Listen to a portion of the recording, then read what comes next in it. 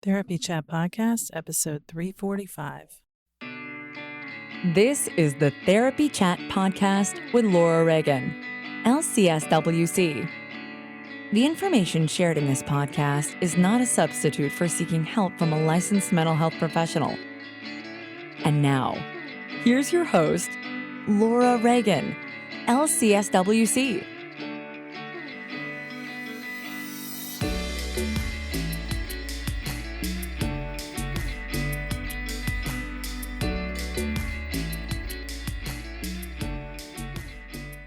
This week's episode is sponsored by TherapyNotes, the #1 rated electronic health record system available today. With live telephone support 7 days a week, it's clear why TherapyNotes is rated 4.9 out of 5 stars on Trustpilot and has a 5-star rating on Google. TherapyNotes makes billing, scheduling, note-taking, and telehealth incredibly easy. And now, for all you prescribers out there, TherapyNotes is proudly introducing ePrescribe. Use coupon code CHAT or click the link in the show notes to get 2 free months at therapynotes.com.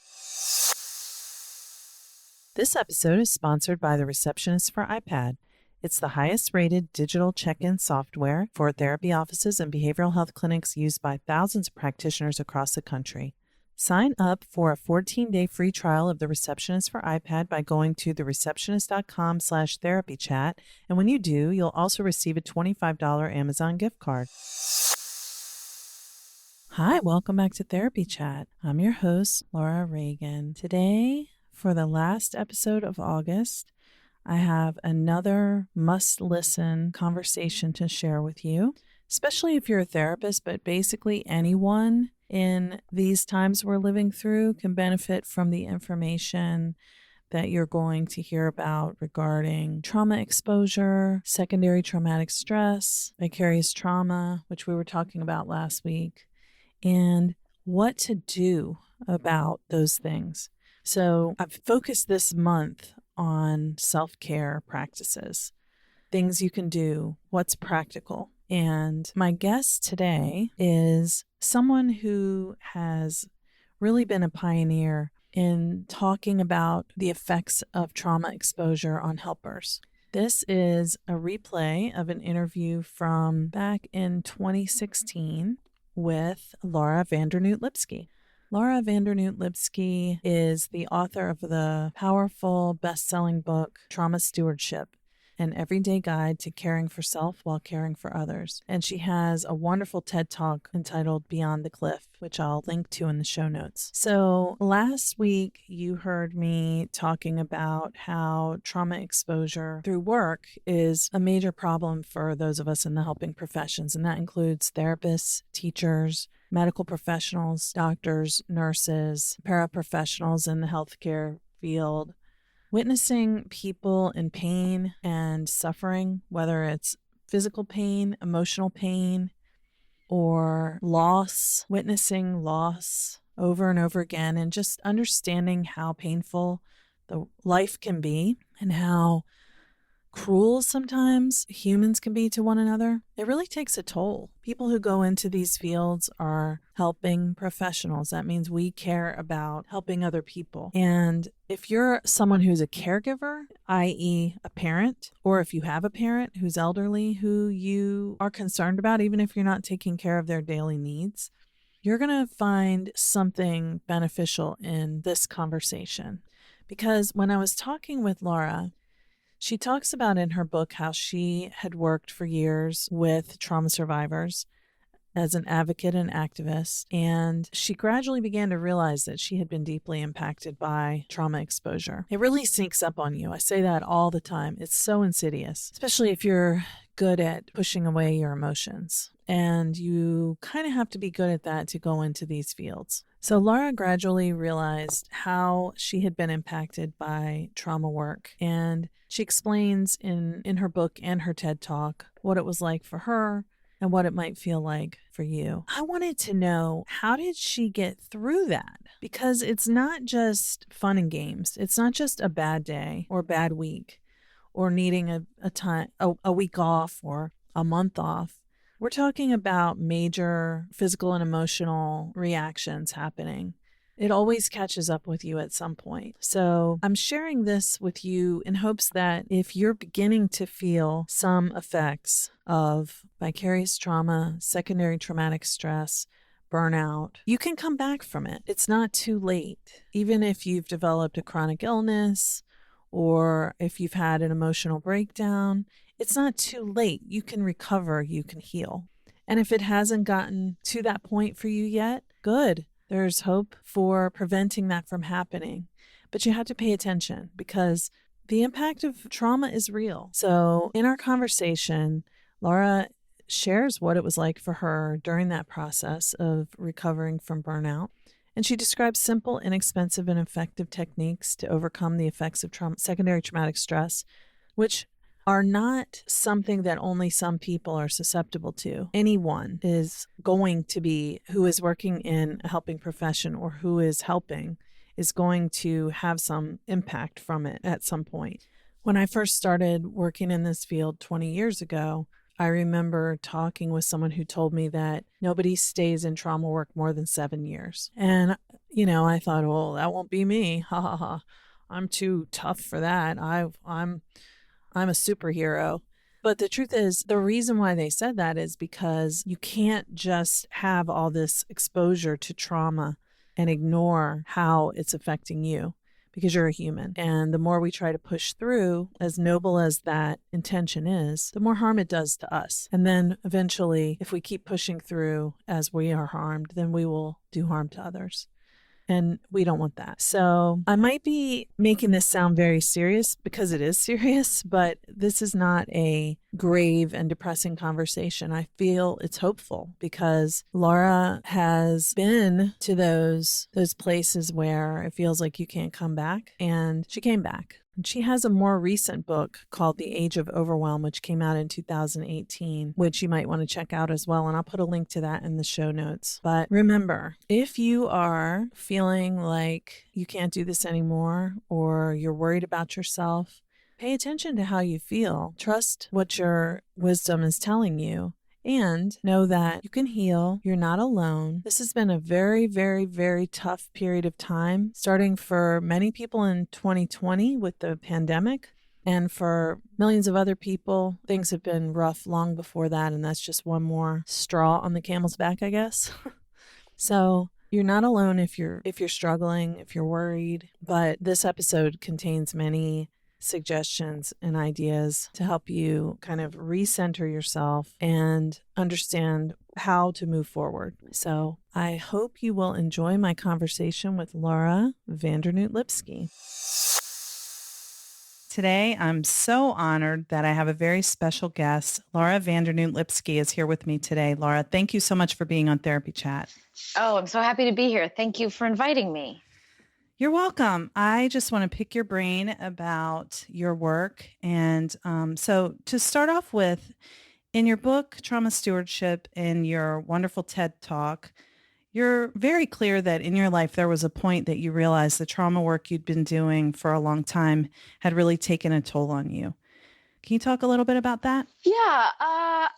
So what happened for me was that I started doing this work formally when I was about 18 years old. And sometimes, as one can do at that age, if you've got a lot of stamina and you've got the time, there can be a huge amount of oneself and one's time that you can dedicate to it. So that's what I was doing. And that's what all of my friends who were doing this work and my colleagues were doing is we spent a lot of time working, and we worked a number of places, and they were all extremely intense places. So homelessness and domestic violence and sexual assault and child abuse and all of that was within this larger context that we're all working on of systematic oppression and liberation theory. So I had a lot of stamina and had a lot of passion and had a lot of love and a lot of commitment and had very little to no context for what we were doing in terms of how we were going to sustain. And maybe that was short-sighted of us, and maybe it was a developmental stage when you're that age where, you can be pretty in the now. So I did that work for a long time with no kind of thinking about how to sustain. passion and anger and rage and politics can carry you for quite some time, right? And so Mm-hmm. for me, it became evident. A number of people brought it to my attention. A number of clients I was working with brought it to my attention. So there were a number of people who really tried to communicate to me that they felt I was having a hard time, and it took me a long time to come to that understanding. But when it did, it was a combination of people trying to reflect that back to me and communicate that to me, as well as me finally having, just what many of your listeners might be able to relate to, is just when you finally have that moment in your life where you're really able to see how much you're tripping and how much it's all getting to you and how much it's all adding up. And for a lot of us, we don't do that necessarily on our own terms, but we do that, sometimes when you're sitting across from a doctor, sometimes when a loved one says something to you, or sometimes when your kids don't want to talk to you anymore. I mean, sometimes it comes out of more of a crisis. So part of the hope, right, when we do this work is that we're able to independently, proactively, preemptively gain some insight into this. So you can do it on your terms as opposed to where you're having to do it from a reactive place. Yeah, absolutely. So, and I mean, that's the thing, is that we are helpers. We do not receive help, we give help. So it's like, I mean, that's the superhero kind of role that we take on with all of our passion and love for the work and our dedication and selflessness. But it always comes back to bite you, because at some point, obviously this very tough work that we do takes a toll on us, because we're humans. And if we weren't, we wouldn't be any good at our jobs. Right. Yeah. And I don't know. I mean, I know for me how I was raised in a number of traditions, both in my life and certainly in the work, where there was that very intense communication, whether it was implicit or explicit, of if you care enough and if you're committed enough and if you're down with your cause enough, you're going to suck it up. I don't know how it rolls out for other people, and I don't know for how many of us get to your point of what you're saying is like, no, we don't take care of ourselves. We take care of other people. We don't focus on ourselves. We focus on other people. And where that ever became like an either or situation, I don't know. And I don't know how many people relate to it that way, but I do think there can be this sense of, there's a lot there. I mean, I think there's pride and there's ego and there's like, it's not, I mean, many of us come into this work because we're not trying to be self-reflective. Like if we're trying to be self-reflective, we might choose something else. So I think it can get really complicated pretty quickly. And I think so many of our fields do a tremendous, tremendous disservice, whether you're a therapist or you're a firefighter or you're in the military or you're a journalist. A lot of our fields aren't helping us out either. And I don't hold them accountable. I mean, we have to be responsible for our own selves. Also, it's nice when we have a field that is conducive and supportive to us. I mean, in terms of training us in school around it and in terms of then encouraging it, as opposed to, again, some of the implicit or explicit ways that we're led to believe that we're weak if we need help, or something's wrong with us, or we're selfish, or, building on a lot of that socialization and internalized oppression. Yes. Which can be the effect of the work and the setting, like you said. And for example, if you're an emergency room doctor and you go through med school and you have to do these 36-hour rotations where you don't have much time to sleep and everything's a crisis, it's no different from being in a domestic violence shelter where it's a 24/7 environment and there's crisis all the time. And, so it's nurses, doctors, it's, anyone who's in a helping profession, not just therapists and line workers in any mental health profession or any helping profession, firefighters, police, and we all just have this sort of, I know I've talked to many, many, many, many, many people who just don't think that we are supposed to show any kind of weakness, and people see it as showing weakness to say, I'm not okay. That was really upsetting. I need some time.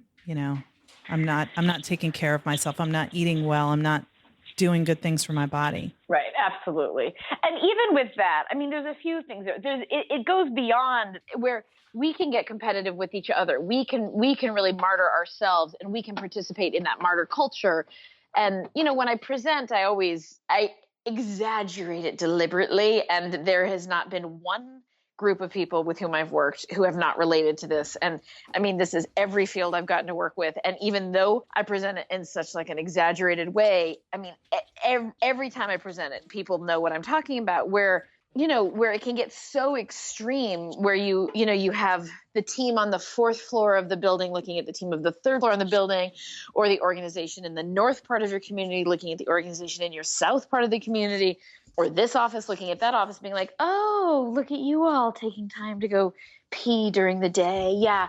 Well, at our organization, we really care about families. So none of us take time to go pee during the day. And, we found that by dehydrating ourselves, we can serve 12 more families a quarter just by, so that whole piece that we run on each other. And it's actually not such an exaggeration when you look at it on the ground, where people really feel like it's some kind of a weakness to need to eat lunch, I mean, these are those you places take that a lunch? Yeah, exactly. Where it's like these, and people do the thing like, oh, must be nice, good for you. And I was recently in Boston and I was talking, there's a beautiful woman there I was talking to. We were talking about all the different levels it goes where, again, it looks like if you shower regularly, if you like put any attention into your physical appearance as opposed to just portraying a downtrodden, because many of us have internalized, like, if you care enough about what you're doing, and again, if you have that level of commitment, you're gonna have this downtroddenness, So if it looks like you shower regularly, then people are like, I'm sorry, do you not have a caseload? Or like, are you not like,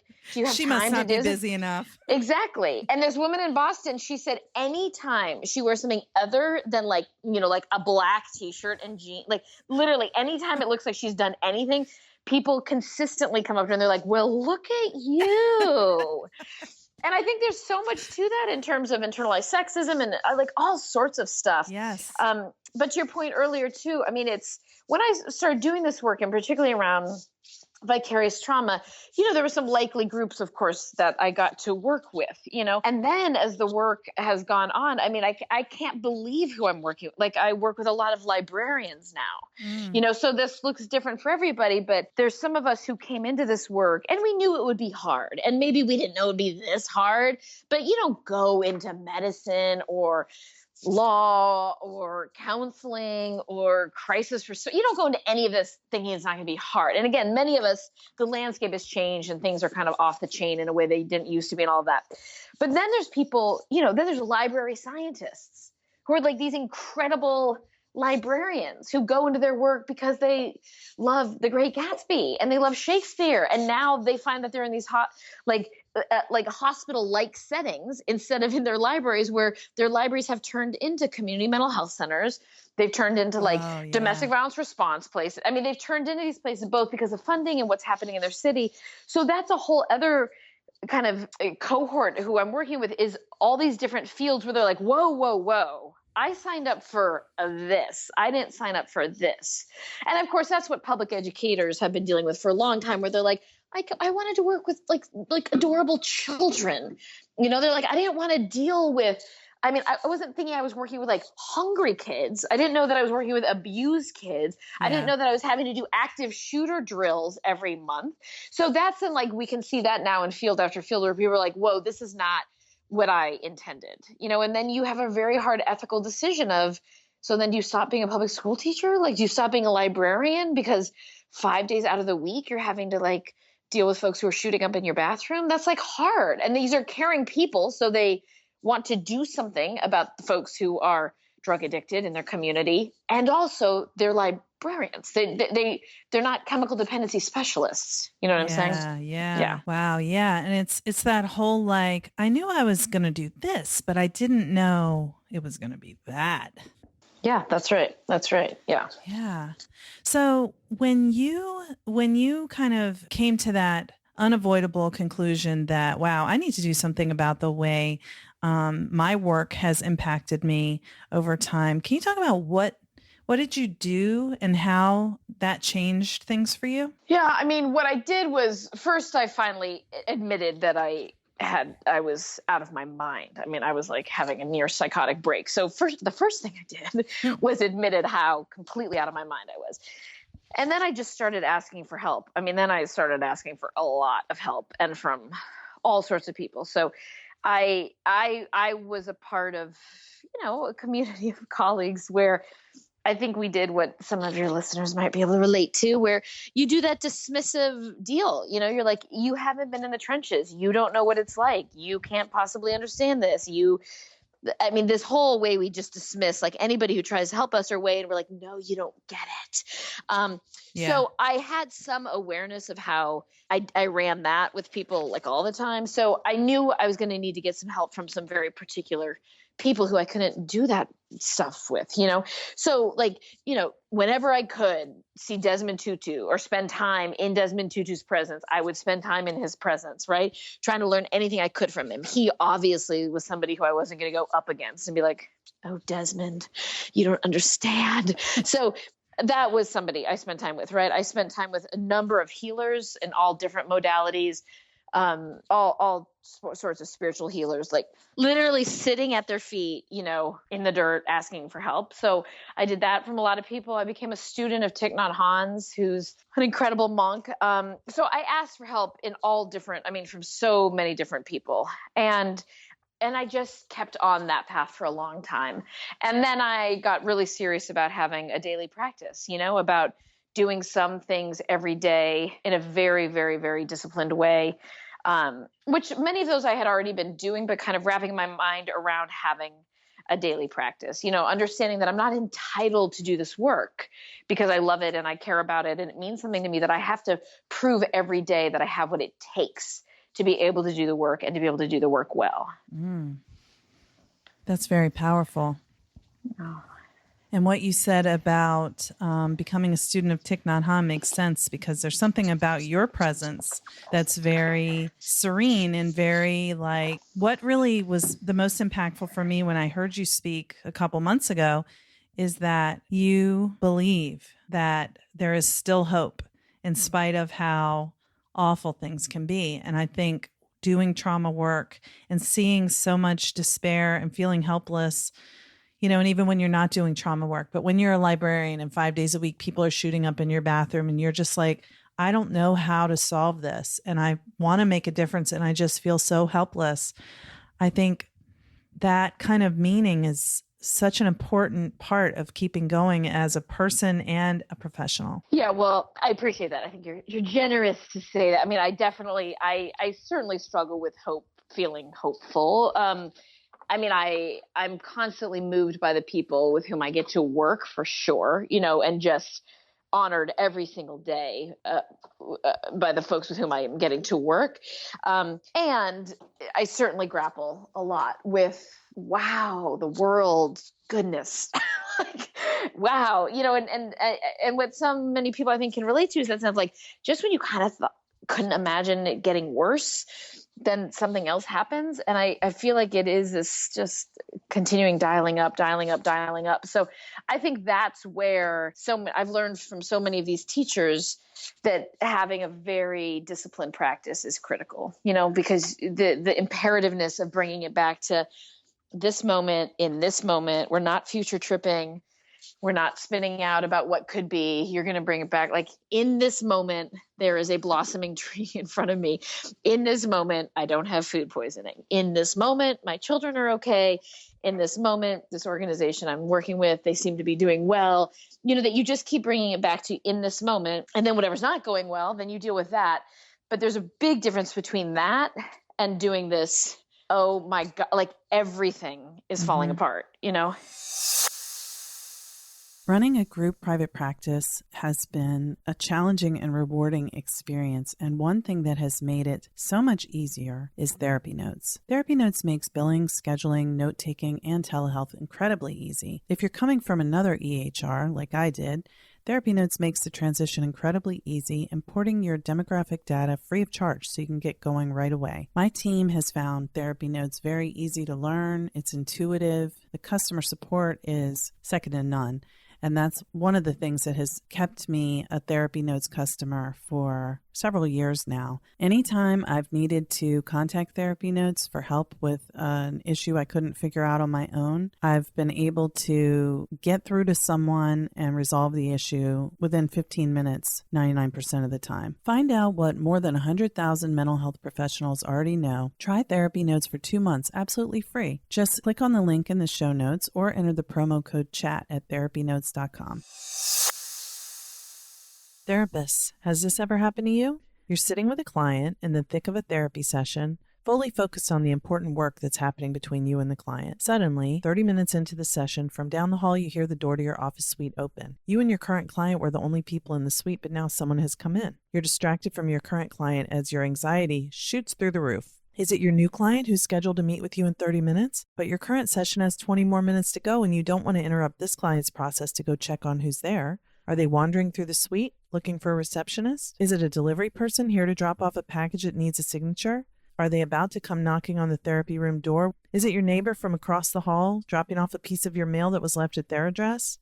You hear the door close. Did they leave? This has happened to me so many times over the years. As I anxiously anticipated this session with the new client, I would worry they were feeling anxious or abandoned because they weren't greeted when they got to the office. Now you don't have to worry, and your clients can relax too, knowing that you have a discreet, stress-free way for them to check in when they arrive for their appointment. The Receptionist for iPad is a simple, inexpensive way to allow your clients to discreetly check in, to notify providers of a patient's arrival, and to ensure your front lobby is stress-free. The software sends an immediate notification to the therapist when a client checks in and can even ask if any patient information has changed since their last visit. Sign up for a 14-day free trial of the Receptionist for iPad by going to thereceptionist.com/therapychat. And when you do, you'll also receive a $25 Amazon gift card. Yes. And that's what it starts to feel like. It's just like it's creeping into everything. And suddenly it's like, there's nothing is okay and nothing is ever going to be okay. It's like, that's about, it's as scary as it can be. Yeah. So can you talk about some of the daily practices that people can use to lessen the impact of trauma and this work? Yeah, much of what I do when I talk with people about this is I try to come up with the things that seem to be the most efficient, most effective, and least expensive. Because the majority of people I'm working with, almost none of them are like, we have abundant resources. Mm-hmm. Certainly organizationally, institutionally, systemically, most of these folks are not, bathing in abundance. And then many people, just how poorly so many people in so many of these fields are paid and compensated. So it's not like anybody in their personal life, at least the people I'm working with, are not like, oh yeah, I'm set, So I try to come up with the least expensive, most efficient, most effective. And what I do is I've drawn on what's been passed down to me from my teachers. I tried to kind of what we know to be true in terms of, community after, tradition and practice, and whether it's religious or spiritual or a community of people that like just time honored traditions, like what all of our ancestors did to be able to survive, drawing on those. And then of course, now there's so much research into, first there was research in the brain, and then there's research into gratitude. There's research into, so now so that for a lot of people, they want research, mm-hmm. so now there's a lot of research that's available as well.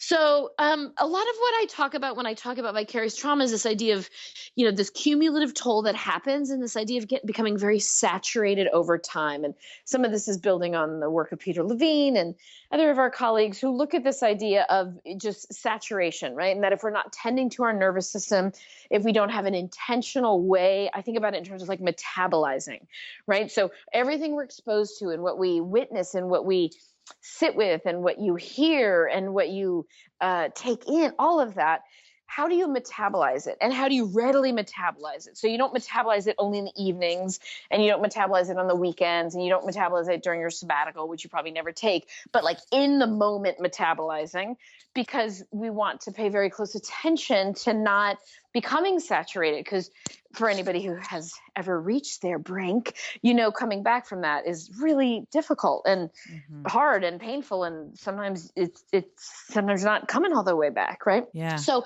talk a lot with people about this idea of metabolizing.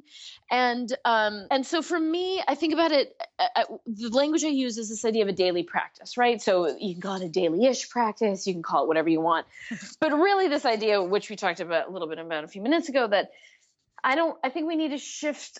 For me, I have found benefit in shifting away from the paradigm of entitlement to do the work to demonstrating every day that I acknowledge it's an incredible privilege to do the work, and that I need to prove to myself that I have what it takes to bring my highest self to this. And this is coming from me who spent like decades not wanting to do anything about this and still get to do the work I loved so much, 100 hours a week. And that did not end well for me, and it doesn't end well for anybody I know. But I, of all people, was somebody who really, really pushed that. And then when you dive into this more deeply, you really see, again, that in teacher after teacher and tradition after tradition, it does seem like it requires that we do something every 24-ish hours, right? And they say there's 1,000 doors to enlightenment, but that you're doing something every 24 hours with an intention of cultivating your capacity to be present, right? And to be able to metabolize everything you're witnessing and what you're experiencing, and you're able to deepen over time this abiding sense of presence. So one of the most efficient and effective and least expensive things to do, not surprisingly, is engage your breath, and engage your breath in a very intentional way. If you're going for kind of high reward and low input in some way, just in terms of time and resources, you figure out a way to get your heart rate up every day, 6 days a week, I would say, unless you have medical advice not to. But unless you're medically advised against it, you find your way to get your heart rate up and break a sweat, like 6 days a week. And again, that doesn't have to be 90 minutes of Bikram yoga. That can be 12 minutes of wind sprints. But you're doing it, and you're doing it not in front of the news, and you're doing it not while you're taking a run with a colleague where you're complaining about your lives, but you're doing it with a sense of, may anything that has accumulated in me in the last 24 hours now move out of my nervous system. So that is a very, very significant part, I think, of a daily practice, is that you do something to tend to your nervous system. You're doing something to attend to your health on that level. And I think there's something about that purging and that detoxing and moving this out of you that seems to be really important. Mm-hmm.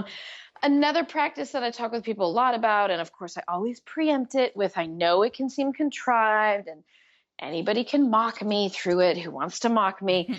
That people, if they don't already, that they develop, and if they already have it, then they deepen a gratitude practice. And again, we know this in tradition after tradition, this is passed down. And also, at least I'm going to speak in the United States, I don't think we're known as a society for being proactively and preemptively grateful. So I think there's something very powerful in bringing in a practice where you don't just leave it to yourself to think you're going to go through your day grateful every day, but like you set alarms on your phone, and those are your gratitude alarms. Or a colleague I work with who worked with torture survivors, before any meal, he always did the rose and the thorn with his family, so they talk about one beautiful thing in their day and one really hard thing in their day, or anybody who runs a meeting, or if you have supervision with your fellow therapists, you definitely start out and end by everybody going around the room saying one thing that's going well, and these practices, we know this intuitively, and we know it because any people who have folks in their lives, those folks you look to where the glass is always half full, not because the glass is always half full, but because that's their orientation. Mm-hmm. This is what you see in Thich Nhat Hanh. This is what you see in Desmond Tutu. It's what you see in Wangari Maathai.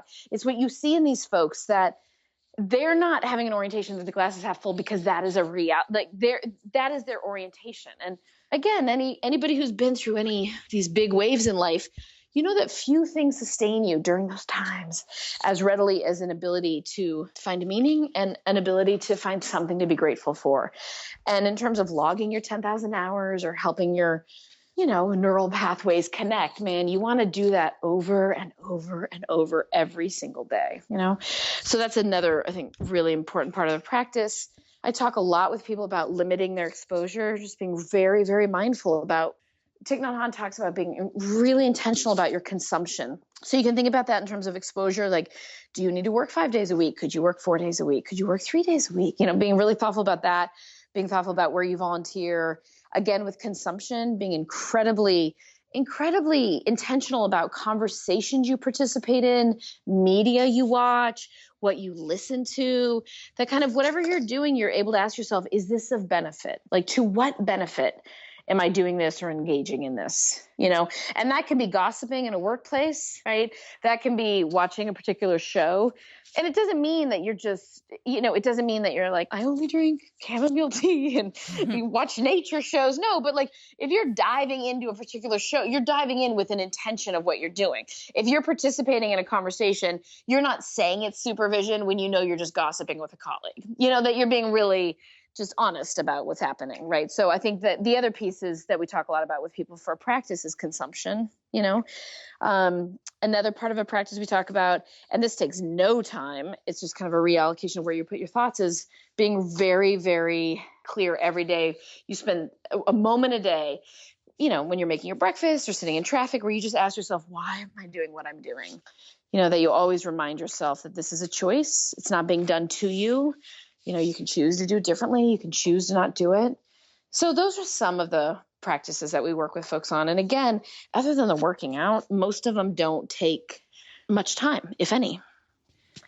Yeah. Well, that's so helpful the way you listed them out like that.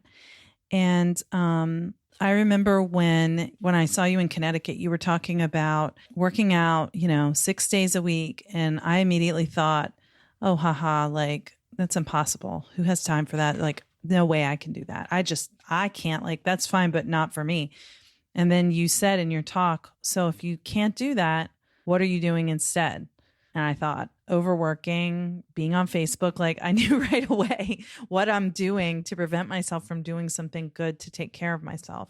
So I like how you talked about, how am I doing with that overworking? How am I doing with that neglecting myself and things like that, like not being unrealistic that those habits creep in. Can you talk about that a little bit? Instead of saying, okay, so I'm going to change my life. This trauma's really affected me. So from now on, I'm not going to binge watch Netflix. I'm not going to, drink 3 glasses of wine a night. And talking about how those kinds of things that we do to avoid the way we feel, being aware that that's going to happen, but how do you change it by doing less instead of just trying to be unrealistic about, oh, I'm not going to do any of that anymore. Sure. So there's unrealistic, and then there's the kind of judging and all of that we do with ourselves, right?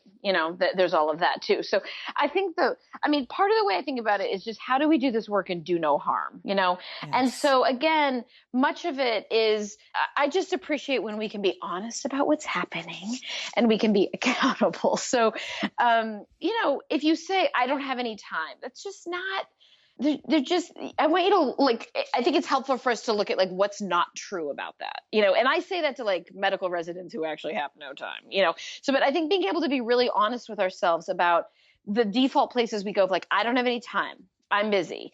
It would be selfish of me to do this. My kids are needy. My boss is a nightmare. We can list all these things, which again might be compelling in the short term, possibly. But then if you really kind of travel down the route and go to the essence of what is that about? You've created your life in a way that you have no time for doing something that literally could keep you alive. This is what I talk with people about, is you do these things as if your life depends upon it. Because honestly, when we look, so much of my work, is I get called into places after very sad things happened, including with our colleagues. Yeah. So us paying attention to rising suicide rates in our field, I cannot tell you how many people have approached me and described to me about their cancer and their heart disease. And I'm not saying anything about the causes of these. And person after person will say, I can tell you exactly when this cancer started. I can tell you exactly. I will tell you what my doctor said to me about my job and my heart disease, So I think being able to look at wow, have I really created this kind of existence where I don't have time for something that might actually keep me alive and doing no harm? There's staying alive. And then there's, how are your personal relationships going? Do you have any personal relationships left? How are your professional relationships? Do they leave a lot to be desired? Because remember, most of us are going to hold it together on the job. But the place where the harm is going to start creeping in generally is in our immediate part of this web of life, even as you're tending to parts of the web out there. But in our immediate part of the web is where, for most of us, it's going to really creep in. And that's where you notice a diminished health, and you notice that you're spending less time with people who you care about or who could bring any joy into your life, and then things get kind of messy with your colleagues. And at some point it does get to the place where we don't have the A game we once had or would want to have on the job, you know? So I think whatever you do, you're just aware of it. You're not like, oh no, I'm only drinking with water with lemon all the time now. No, but like if you're having your coffee, like smell the coffee beans, like chew on them, just like get really into them. If you're smoking cigarettes, like lick the cigarette, like get really like track what's happening. You know, don't just be like, oh, I'm not paying attention to my addictions. They don't mean anything. Like get it, like a prova chart, like get into whatever you're doing. And if you're turning on Scandal, you know, just really be like, okay, I am super clear what I'm getting from Olivia Pope right now, you know, but you're not just like watching Scandal torture scene after torture scene spacing out, you know, so that whatever you're doing, there's an intentionality, no judgment around it. And you're just clear of like, right now, I might need something of the level of Scandal to kind of go where I need to go in my head. Fantastic. Like you're tracking it, you know, but that you're not just doing this thing of like, I'm not paying attention to anything that I'm consuming, because then there's not an accountability and you can't change it. And then there's no, then where's the power in our lives? Right? Yeah, exactly. Like, you know, doing everything mindfully, even if it's licking your cigarette. Yeah. With intention. Right. A quote that you shared in one of your presentations is something that I found very meaningful. And it was, I don't know if I'm going to pronounce this right, but it was by Chogyam Trungpa Rinpoche. I say that right? No, yeah, Rinpoche. Yeah. Rinpoche, thank you. Being able to hold the sorrow of the world in your heart while never forgetting the great Eastern sun. It makes me think of remembering that there is beauty in the world, no matter how hard things are. And I think that's so powerful for our field. Yes. Or for humanity, you know, just like everyone as we struggle. Yes, absolutely. And I think that is where a practice really comes into, and that's where discipline comes in. Because first of all, there's the whole, you know, neuroscientists will talk to you about the negativity bias, you know, how our brains are wired to be, you know, tracking what might be happening and all the negativity. And then there's just the overwhelm of life, right? And again, that's where neuroscientists tell us whatever fires together, wires together. And Pema Chodron says, whatever you do, that's what you're getting better at. So this is where we want to be very intentional about cultivating a gratitude practice so that you can't, so much of what we talk about with trauma and vicarious trauma is like, how do you have the spaciousness, right? How do you have the equanimity to bow deeply to the suffering, be on your knees with the poignancy of impermanence and all of that, be absolutely there for that. And simultaneously notice when it feels good to put on a sweater and notice what your meal tastes like and be able to laugh at your kids' lacrosse game. You know, like most of us just lose the ability to hold the space for all of that. And many of us know what it's like to constantly bear witness to the suffering. But the idea of just being linking, threading together beautiful moment after beautiful moment, not like the, you know, those moments that change your life. I'm not like, but the reality of everyday living where you're like, I found a parking spot. My child got the teacher they hoped for in September. You know, this person I love picked up when I called them. I mean, like moment after moment after moment. And that helps with the equanimity and that spaciousness, because just in life, one is having to kind of mitigate everything that's going on that's hard. But then for any of your colleagues who have chosen to do really, really, really hard work, it is imperative that we have practices where we're able to bring ourselves back to what is going well, you know, and that allows us to have that spaciousness from which you can do this work. Yes. This has been so wonderful. Thank you so much for everything you've shared. And I mean, I feel it's truly invaluable what you're doing, because there are so many people who are afraid to look at, you know, how they're feeling and to do anything about it. And if listening to this might make them say, you know, I wonder if I could make a change, it would be so much worth the time that you took to talk to me and I took to talk to you. I appreciate it so much. Oh, absolutely. I really thank you so much for inviting me. You're welcome. So, Laura, can you tell us how people can learn more about what you're doing, where you'll be, and all that stuff? So Trauma Stewardship is our website, and folks can jump on there and hopefully they'll find it easy enough to access whatever they would like. There's a short film on there that talks about our work. There are some interviews. I was able to do a TED Talk. I was invited to do that in a women's prison. And so there's that on there. So there's a number of resources on there. And then if anybody has any questions or if we could be of help or service in any way, we just really encourage people to reach out and be in touch with us. Awesome. And they can get in touch with you through the website too? That's right. Perfect. Thank you so much for being on Therapy Chat today. Oh, thank you. Thank you for your work, and take good care. Thank you to TherapyNotes for sponsoring this week's episode. I do love TherapyNotes. It's such an asset to my business and makes my job as a practice owner and a therapist much easier. Try it today with no strings attached and see why everyone is switching to TherapyNotes, now featuring ePrescribe. Use coupon code CHAT or click the link in the show notes to get 2 free months at therapynotes.com.